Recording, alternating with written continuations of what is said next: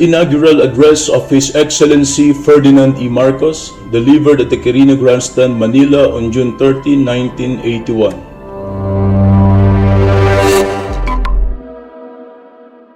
My beloved and fellow countrymen, by the generosity of your sovereign mandate, I have been sworn again today before you and in the sight of the world to defend, preserve, and promote all that we hold dear and cherish as a nation. The greatness of this occasion dwarfs all personal feelings of joy, gratitude, and pride which one feels at this moment. As it has ever been the entire nation, not one man alone is summoned by the historic ceremony to pledge faith in ourselves and in the future. In the history of our nation, there are certain moments that fix for us a tide of turning and redirection when the nation irrevocably moves into a new course and bravely ventures into the future. This is such a turning point. On a dreary December dawn 85 years ago, young patriot and prophet of the race fell on this very soil, a martyr to his illusions of a new Philippines. 16 years ago, we stood on the same hallowed ground, sharing a vision of Filipino greatness. 69 years separated the martyrdom and the mandate of greatness. More than 2 generations of thwarted hopes and disappointed dreams.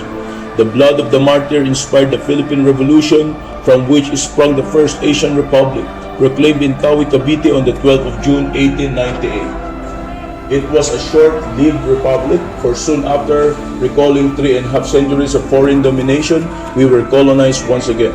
2 other republics followed, under which the Philippines was independent but not truly sovereign. For as history decrees, authentic freedom is self-proclaimed and is not a gift from alien lands. The Filipino had lost his dignity, his courage, and even his soul. For we existed at that time in a precarious democracy which advanced the few who were rich and powerful and debased the many who were poor. Government was the acolyte of an oligarchy whose preeminence reached back to the colonial era. This arrangement resulted in a society that could no longer endure. As social scientists said, we the Filipinos were sitting on top of a social volcano. But our young martyr and hero had a more arresting metaphor. A social cancer was all over the land. A major surgery was inevitable. We were caught, according to a popular image, between a world that was dead and a world that was too feeble to be born. We had to accelerate the birth of this new world. A cesarean operation was required, either that or perish beneath the weight of our own failures. Out of this peril, from the jaws of dismemberment and extinction, and from the heart of the rebellion of the poor was our new republic. The first republic was still born. It had to be born again in our time. Today we proclaim here the birth of a new republic, new in structure and character, and ordained to preside over a new time of ferment and change in our national life. Our republic is new for its fidelity to our historical legacy and its utter repudiation of the colonial past. In it is the power of the vision which sacrificed the first Filipino on the sacred ground. Time alone can tell the fate and fortune of our new republic. Thus has history presented our saga to this generation of Filipinos that we must rise from the depths of ignominy and failure, and thus it is said that we have an appointment with destiny. With the past, we affirm here and now the continuity and integrity of the nation vouchsafed to us by the sacrifices and struggles of our fathers. But we are also deeply conscious of the need to break away from the historical ties that have fettered time and again the pursuit of the national destiny. All too often in the long sweep of history, we have seen national longing and aspiration denied at the threshold of fulfillment. We have seen our nation aborted at birth, tossed in the sway of empires, gripped in irresolution and drift, paralyzed by disunity and strife, and hostage to chaos and instability. Our national independence since the beginning has been partly cast in light, partly in shadow. There are, to be sure, imperfections in our institutions, and as these are run by men, there are more imperfections still. But I choose to regard this as redeemable. We can still win the few, the faltering, recalcitrant few to our government. Unerringly, the many crises and trials of our republic have repeatedly pointed to one recurring theme: the helplessness of government to cope with problems and its inability to prosecute national purposes and goals. We have suffered less from the failure of political ideals than from the failures to make the democratic government work and prosper in our land. From such failure did we pass into the long night of crisis and instability that so lately visited our land and required the extraordinary recourse to martial law and the establishment of a crisis government. Yet from our response to that time of challenge, during an 8.5-year period that will ever be distinguished landmark in the history of our nation, we emerged a nation strengthened and transformed, her faith renewed in the vitality of her democratic institutions. Ironic, we say now, is the fact that to arrive at this new beginning for democracy in our country, we have had to travel the road of authoritarian government, pass through the very eye of hazard and crisis, and endure the verdict of some men who despair that democracy has been irretrievably lost in our land. The interval of crisis government and reconstruction opened to our nation a new meaning in the democratic ideal and a new dynamism towards its attainment. We can never again stand in alienation from one another, in resignation before our problems, or in humiliation before the world. Living through the tempest of crisis and ferment, we have known the reserves of national will we possess and the kind of government we are truly capable of establishing in our country. Not the poverty of principles or the decay of ideals, but the simple failure of government has undermined our confused and tortuous road as a nation. And so it is that our national rebirth must be founded first and foremost upon the rock of government. This is the new beginning that we proclaim today, the awakening of our republic to the fundamental challenge of governing our land and our people, of ministering to the cares of public life, and of redeeming every dream and every aspiration that throughout our national history has fired the hearts and minds of our people. Fundamentally, this is a beginning and a change not in dreams and aspiration, but in rededication and reappraisal. For so long we have immersed in a confused debate over ideas and principles when our real need was self-discipline. We have swayed between the ideologies of the times and been entrapped in their irresoluble contention when our attention might have been better focused in fusing confidence in our people. We have wearied of the efficacy of democratic ideals, despaired of their ever taking root in our country, when our task was to make these ideals find life and sustenance in our society through our own self-abnegation. We have been captivated by models and images of development not our own making without molding them to the reality of our culture and traditions. Today we know better. This is the vision of rebirth that we hold out to the nation today, of a new people and a new government that will be stable, strong, and capable of leading that way the national future. Our chief concern is to develop and perfect the means whereby government may recapture the original purpose of society, that of promoting the well-being of all the members of our community. This is no mere sentiment. This we recognize as a fundamental duty to be practically and resolutely pursued. Its essence is less to be seen in what we say of those timeless democratic principles we swear by, freedom, rights, moral service, and the like, than in the manner by which we organize law and government for their realization in our society. Others may speak of their facile ideas to make change and development in our country. We shall address ourselves to the organization of government, to the engineering of change, to the management of our affairs, for this how fundamentally and truly the most lofty ideals begins to be realized and come to live in society.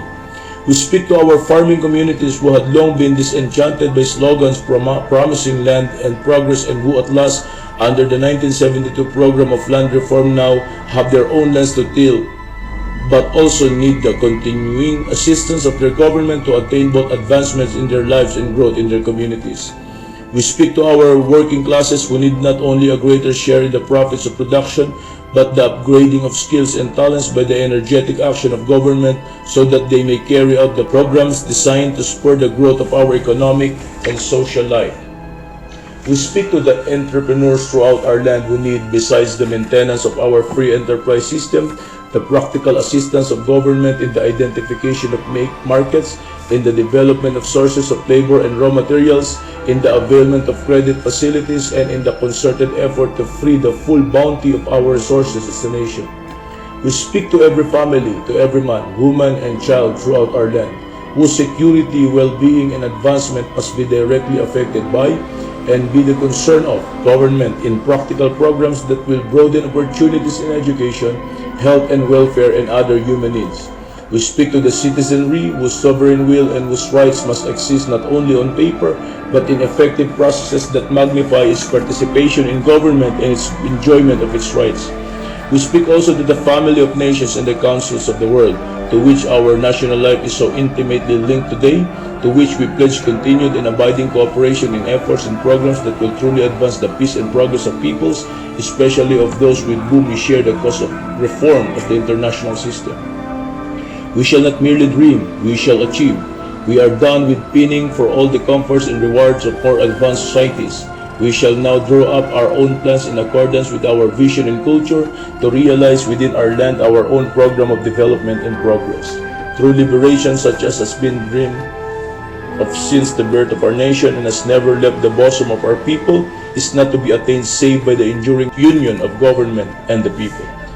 It is unthinkable that we should approach this task as partisans to warring interests, creeds, and ideologies. Our goal is to unite, not divide. National unity is a covenant between each and every Filipino and between the leader and his people. The rare honor that you have bestowed on me as your thrice-elected leader imposes on my person and those closest to me a debt, an obligation that I cannot shirk, and a pledge that I dare not betray. Let history judge me harshly on this, that until every Filipino can say with conviction that he has been liberated from ignorance, poverty, and disease, until in sum he can call his mind, body, and spirit his own, I shall have failed you. For this purpose, it shall be our task as a people to break with the force of our will and our energies the tradition of discord and suspicion that characterized our efforts in the past to build one nation. It is a duty that we can no longer ignore or deny to bring the wasteful strife in the South to an end, to settle for all time the secessionist war which has haunted the nation this past several years. Let us sweep aside the gloom of separatism and distrust.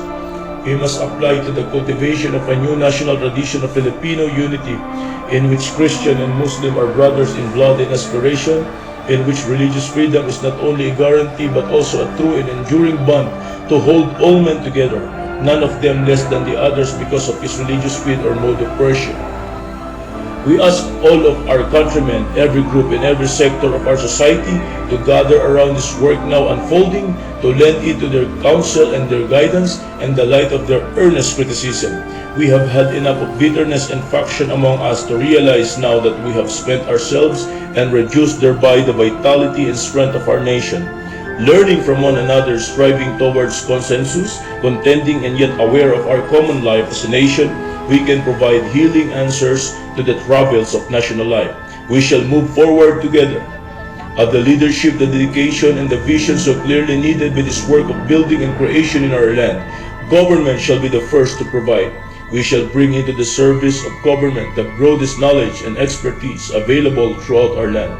We shall set upon the task of reconstructing on a new foundation the whole of our government bureaucracy, from the lowest echelons to the highest, so that we shall have once and for all truly a government that is servant to our hopes and our needs. Government can lead the way to building our new republic, but it cannot do the task alone. It requires us also to establish new concepts of cooperation and interaction between government and the people, between communities and their leaders, between the various sectors of our society. The people's initiative, their caring, and their imagination, as much as those of government, will determine how far and how fast we can achieve the blessings of true democracy on our land. But I do believe that our people have never been more prepared for this test of their communal life and for the efforts that it demands. I believe that today we also see our problems and our opportunities more clearly than we used to, as tasks that are solved not by a fever of words and hopes but by action patiently applied to them. When I look upon our history as a nation, it is this attitude to work and struggle that is truly new in our society today. It is this profession of faith above all others that shines upon our work now beginning in our country. Nearly a century ago, the man who was martyred on these grounds, Dr. Jose Rizal, described in words of cautious prophecy the nation that the Filipino race could become a century hence. He wrote, "The Philippines will defend with inexpressible valor the liberty secured at the price of so much blood and sacrifice. With the new men that will spring from their soil and with the recollection of their past, They will perhaps strive to enter freely upon the wide road of progress, and all will labor together to strengthen their fatherland, both internally and externally, with the same enthusiasm with which a youth falls again to tilling the land of his ancestors so long wasted and abandoned through the neglect of those who have withheld it from him. Then the mines will be made to give up their fault for revealing distress, iron for weapons, copper, lead, and coal. Perhaps the country will revive the maritime and mercantile life for which the islanders are fitted by their nature, ability, and instincts, and once more free, like the bird that leaves its cage, like the flower that unfolds to the air, will recover the pristine virtues that are gradually dying out, and will again become addicted to peace, cheerful, happy, joyous, hospitable, and daring. We are the nation today. With courage and vision we shall be more. From you therefore, my countrymen, I ask utmost commitment, the unswerving allegiance to the vision which unites us. You owe this to yourselves. Give all that you can to your country, and I, God willing, will leave you a society that will fill all your needs for a decent and honorable life. Let us then call on the intransigent to realize their just purpose with us. Let us awaken the unconscious and enlighten the misled. Let us listen to our detractors in honest counsel. Let us bind the wounds of the past, and in one united effort realize the aspirations of our people. There are no outside saviors. There is only us, the Filipinos. There is no injustice that we cannot dedicate, no corruption that we cannot extirpate, no hardships or crisis that we cannot overcome as long as we keep faith with the vision of national greatness. With the advent of this hour of the new republic, we enter with a clear eye and a stout heart a perilous decade. There is nothing to fear. We shall achieve national liberation. We shall prevail. I ask you then, let us cross this frontier.